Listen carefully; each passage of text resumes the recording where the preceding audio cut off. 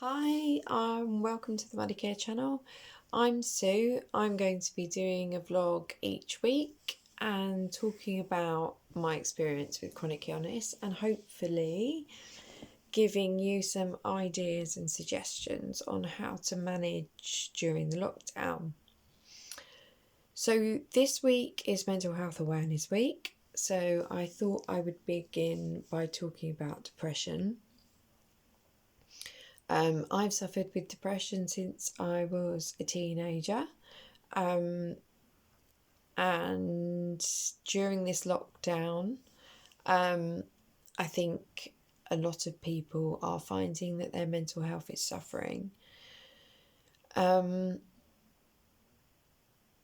been to some really dark places with my depression, and I had a very long episode that started in 2016 when I had a hysterectomy.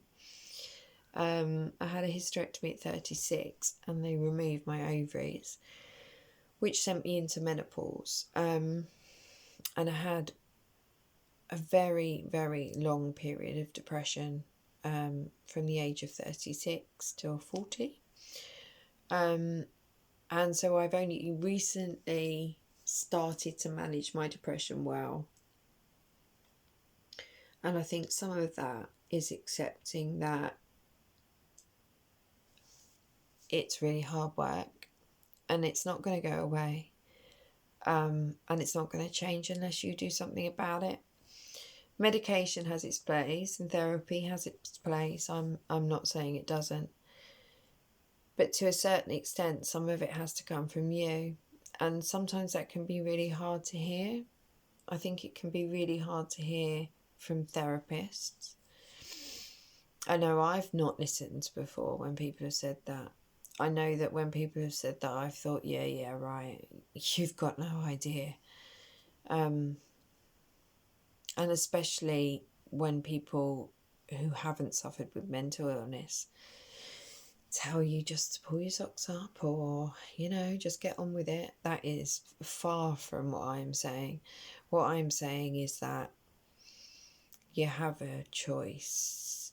You can either just wait around for your mental health to get better, or you can start taking some steps towards getting better. And I would really, really recommend the second one.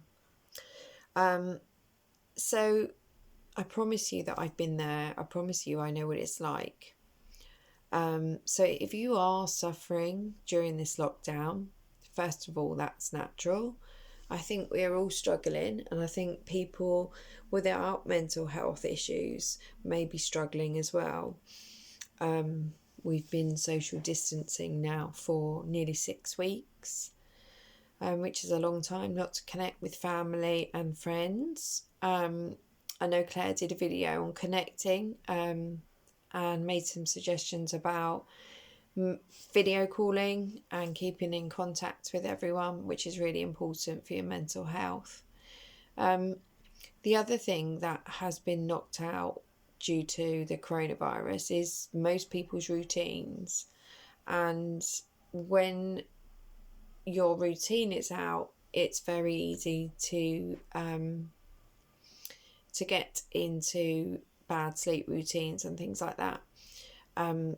So putting some sort of structure to your day will really help you if you are prone to mental illness or you are feeling a little bit down. Give your day some structure. I can give you a few suggestions. I think I'm going to start with gratitude. I've got a magic book for gratitude, which has a rainbow on it for the NHS. It's called The Power of Gratitude. And for a long time, gratitude has kept being suggested to me in different ways from different people. And one of the great ways, gratitude is such a great feeling. if you think about someone you're grateful to, or even a pet you're grateful for, if you really think about it, then it gives you a nice feeling. So that's the one nice thing about gratitude. So I've always been taught to do a gratitude list, either in the morning or in the evening.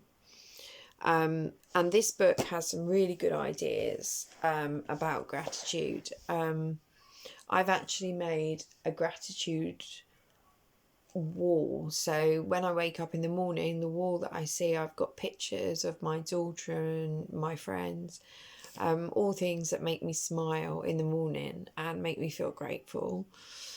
But as for a gratitude list, if you're thinking, well, I've got nothing to be grateful for, those sort of days, there's always something to be grateful for. So, you know, that you've got a warm house to live in, or the sun is shining.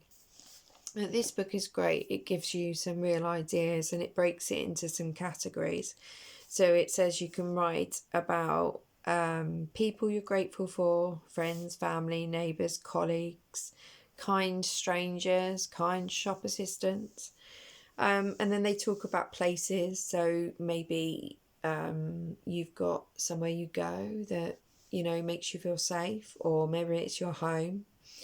And then there's things, there's, you know, objects that we are grateful for. Whether that's driving your car or a good Netflix series at the moment.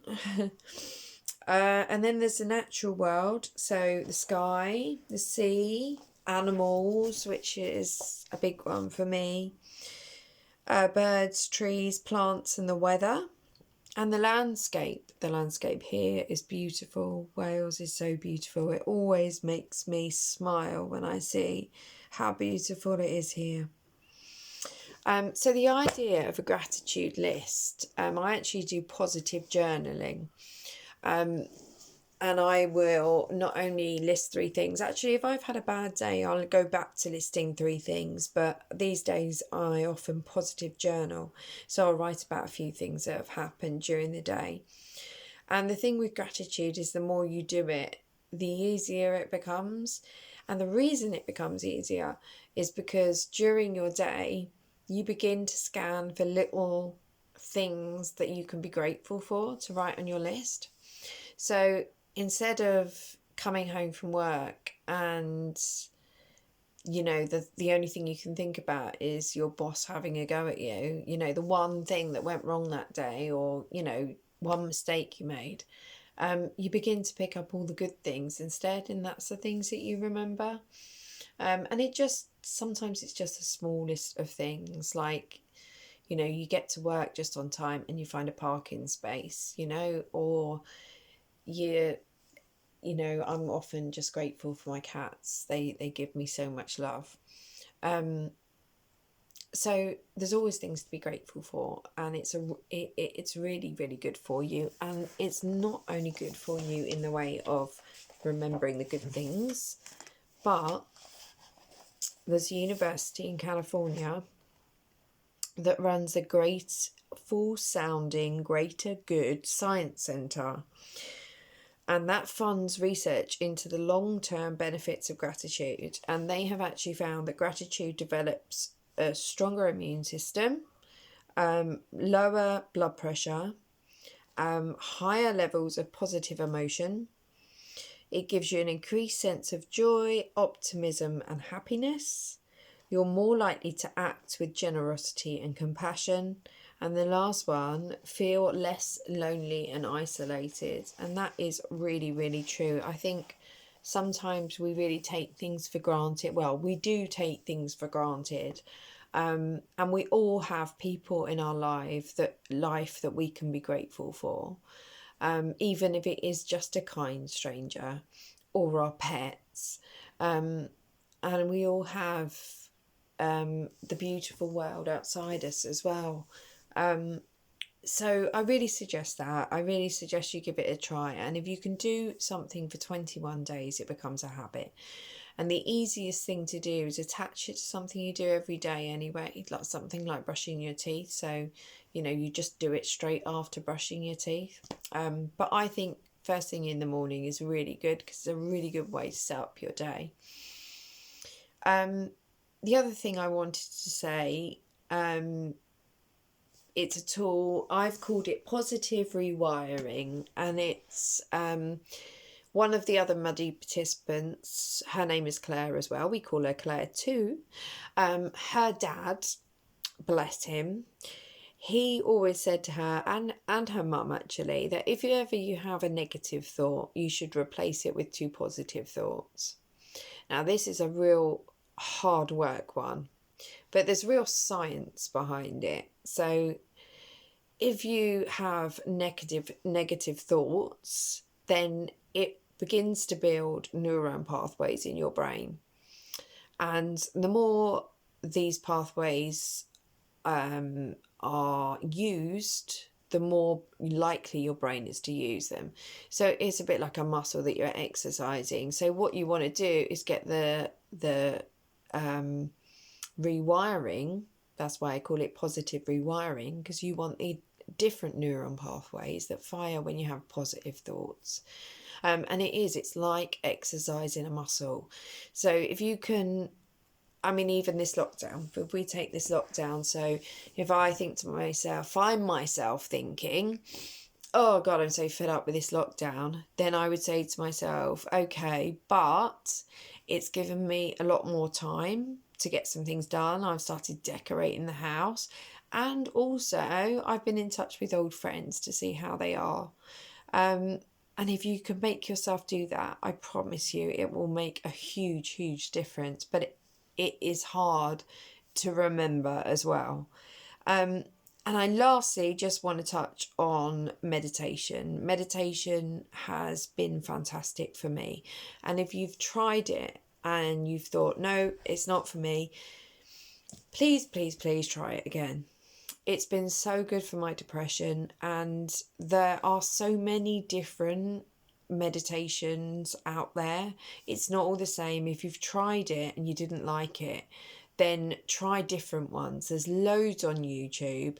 There's Headspace, which I learnt with, or there's one that I shared on the Muddy Facebook page that is more sort of Buddhist, but I really like that. And also Yoga with Adrienne. Shout out to Adrienne. She's got a YouTube channel and she has some fantastic meditations on there, and she also has some meditations that are moving as well, so if you don't want to be sitting in the same position. And the one thing I want to say about meditation is that it's a complete myth that you are supposed to sit there and think about nothing. That is not what meditation is about. Meditation is sitting and watching your thoughts and not getting involved with them. And thoughts is something that I'm going to talk to you about next time. I'm going to introduce you to Eckhart. So have a think about your thoughts, and definitely try the positive rewiring. So every time you have a negative thought, two positive thoughts. Get some gratitude in your life, and please give meditation a try. And next time I'm going to talk to you more about our thoughts and that constant monologue that goes on in our heads that everybody has, that constant chattering. I'll be talking about that next time. Okay, see you next time. Bye for now.